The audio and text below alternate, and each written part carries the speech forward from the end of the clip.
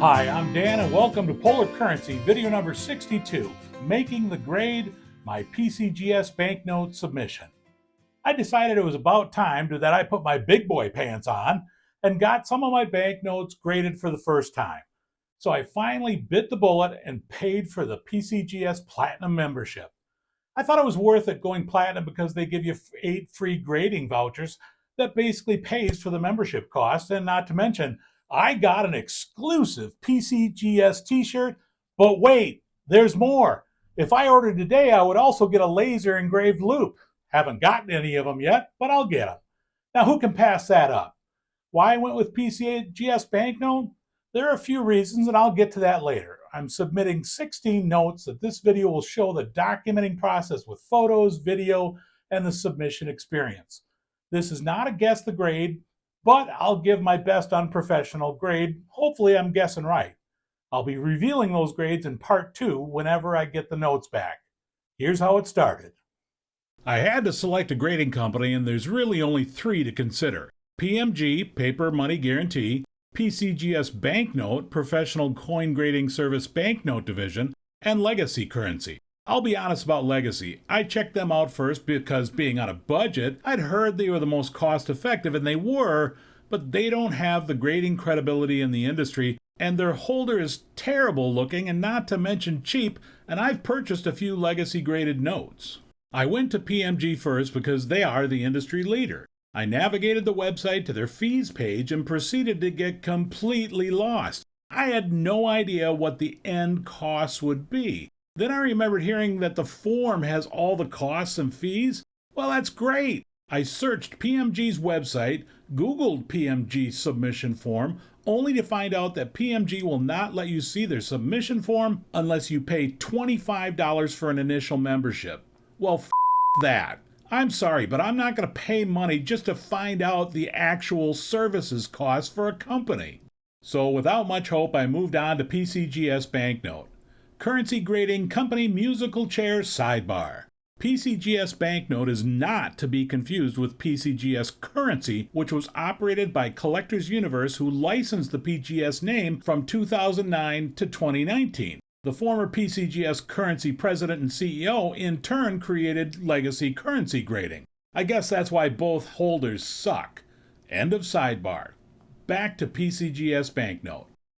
Now, I did manage to get a hold of the PMG form on the sly from a friend and was able to determine that PCGS Banknote is about 40% less for notes than $300 in value. That price range is the bulk of my collection value. So that was the key for my decision to go with PCGS Banknote. It was simply more cost effective for basically the same service for the value of my notes. You make a different decision based on your collection. PCGS Banknote or PMG, it really comes down to what you want in a holder. To make a long story longer, the only negative I've heard about PCGS Banknote is that some folks aren't big fans of their holder. But I'm good with it, and I like the logo, and I kind of dig the metallic gold stripes. I haven't heard anything about their grades being subpar, but not everyone agrees with grades no matter who provides them. So without any concerns about grading, it was the price and transparency that sold me. Again, from what I've been able to determine, PCGS Banknote costs are less for what I'm submitting. After checking out PCGS Banknote service levels and their associated costs, without paying for a membership, and yes, I'm still salty about that, PMG, I had to submit 3 separate orders.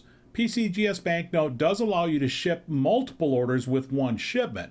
But here's where they nickel and dime you, and by the way, everybody does. You have to pay a $10 handling fee and a separate return shipping for each order that you submit.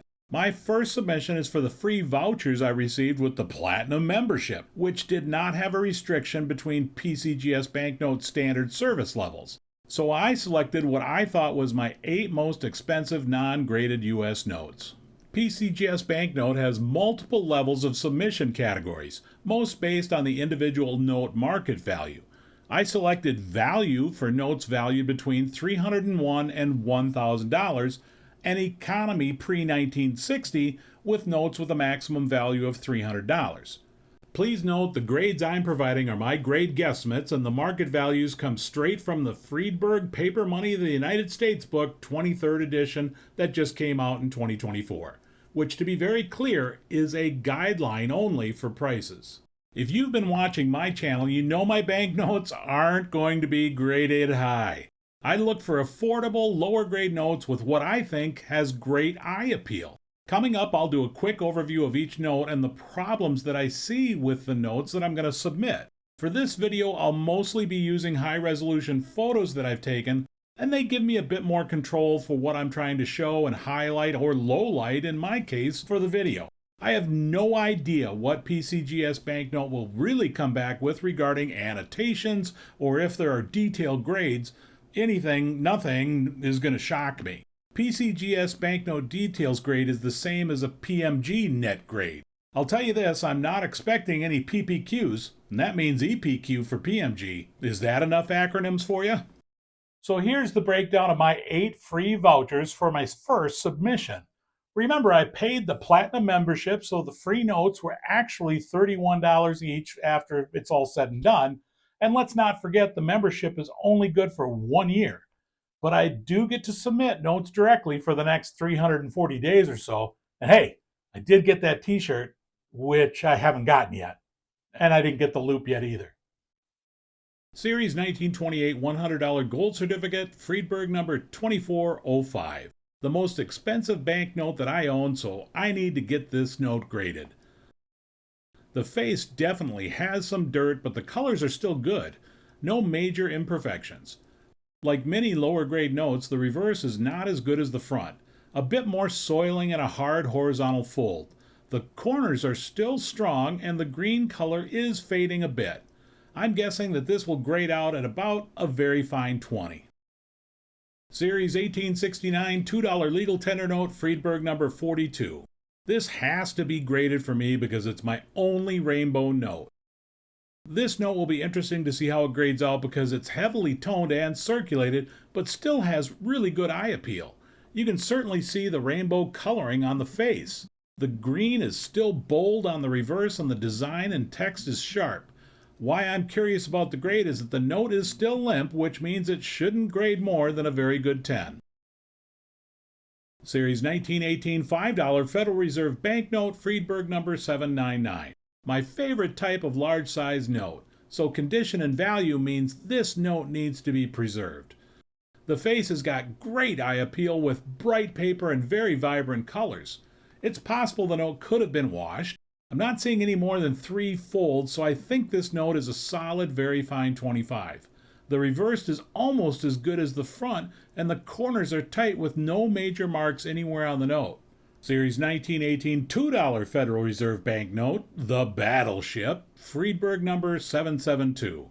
Just like the previous $5 FRBN, this classic note has to be graded. The front has no major marks, some hard folds on the right, but the colors and paper are still solid. The reverse has more dirt and toning, the folds are more pronounced, and there is fraying along the bottom edge. Overall, solid note that could be a very fine 20, but more likely a fine 15. Series 1901 $10 legal tender note, or really United States note. It's the most popular BISM note, Friedberg number 122. This could arguably be one of my favorite notes for numerous reasons. It certainly has seen a lot of circulation and the colors of the face are fading. The reverse is worse with plenty of dirt.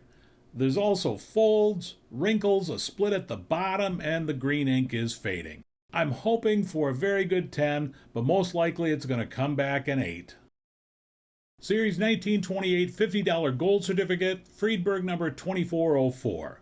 For the same reasons as my 1928 $100 small size gold certificate, this note needs to be graded and preserved. Overall, the note is very similar in condition to the 100, but a bit brighter. The face does have the hard crease fold down the center that does detract a bit from the appearance, especially in the portrait. The reverse is rare because it's actually in better shape than the face. The darker, bolder green ink pops a lot more than the 100 against the lighter paper. So I'm thinking a very fine 20. Series 1862 $2 legal tender note, Friedberg number 41. Okay, this note is holier than the Pope, and I'll be lucky if it gets any grade with or without 14 annotations and details. But it's one of the first $2 notes ever issued by the U.S. federal government. I also can't afford to upgrade because, like most notes, the price triples from VG8 to VF20. Surprisingly, the face still has decent color. Like most notes, the reverse is worse, much worse.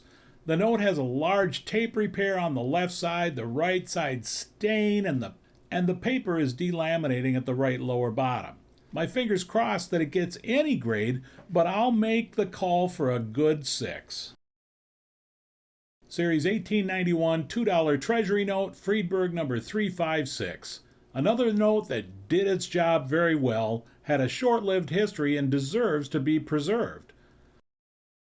The face has splatter stains that we'll call rust, a missing chunk at the bottom, and the colors are fading, but surprisingly the red seal and serial numbers are holding their own. Like the previous 1862 $2 legal tender, I'm hoping for any grade, but I think I may have a shot at very good 8. The reverse matches the front toning, and the rust stains have somehow multiplied. But I've got one of these notes, and it's pretty rare with a low survival rate, and there's only 6 Friedberg numbers series totaling between all the series of 1890 and 1891 $2 Treasury notes. The second submission fell into the value category with notes that didn't exceed $1,000 market value with a grading cost of $32 per banknote. Series 1863 $5 legal tender note, Friedberg number 63. This legal tender certainly has seen circulation, and it's likely the oldest federally issued note that I own. The paper is beginning to crack across the entire note, showing 160 years of age, and this note deserves to be preserved the right way. For a heavily toned note, the colors are pretty good. The edges are frayed with pieces coming off, especially at the bottom. You could say there are multiple pinholes, but most are from the cracks splitting in the paper. The reverse is a bit darker in tone, but again, the color is decent and the text is still legible. I think I'll be lucky if this comes back as a good 6. Series 1886 $2 silver certificate, Friedberg number 240. If only for historical reasons, as one of the very first $2 silver certificates issued, this note needs to be preserved. It has definitely done its job. The face is heavily toned, soiled, massive amount of folds, and fading in color. I'll be grateful if it comes back a VG8. But the note is intact and the corners are pretty sharp for the condition. The reverse is a bit darker in tone, but the green ink is holding. There are several pinholes throughout the note. Yeah, it's kind of beat up, but I've got the note and probably won't be upgrading. Series 1928E $1 silver certificate, Friedberg number 1605. You might be wondering why I'm getting this crappy note graded. Well, because of its rarity and value. The Series $1 1928E silver certificate is actually a scarce note with a printing of only 3.5 million, and it's not a star note. Compare that to Series 1928A, which had a print run of 638 million. I have this note as part of my small-size $1 series collection. I'm hopeful for a fine 15 grade because the paper still has some brightness left, although the blue color is fading. The face has one stain under United, but no other marks or spots to speak of. But it seems like all my notes, you turn them over and get smacked. 3 heavy folds on this funny back reverse along with the stain from the front with a bit more dirt. The green color, though, is still pretty decent. Series 1929 National Banknote, Friedberg number 1804-1. This note is getting graded simply because it is kind of scarce. The value of this national isn't massive, but $100 national banknotes from Minnesota aren't easy to find. This is a pretty good note, and I'm hoping for a very fine 30. But the note may have a shot of something higher, because honestly I can't tell if there's a 4th fold. The paper and colors are all bright on the face. There is some wear on the left, with the charter number getting dinged a bit, and the center fold has creased above Franklin's head. The reverse isn't as clean as the face, but still not bad at all. There is some paper removed in the of United States of America where some type of adhesive was removed. The corners are solid and the green ink looks great, and the note doesn't have any pinholes.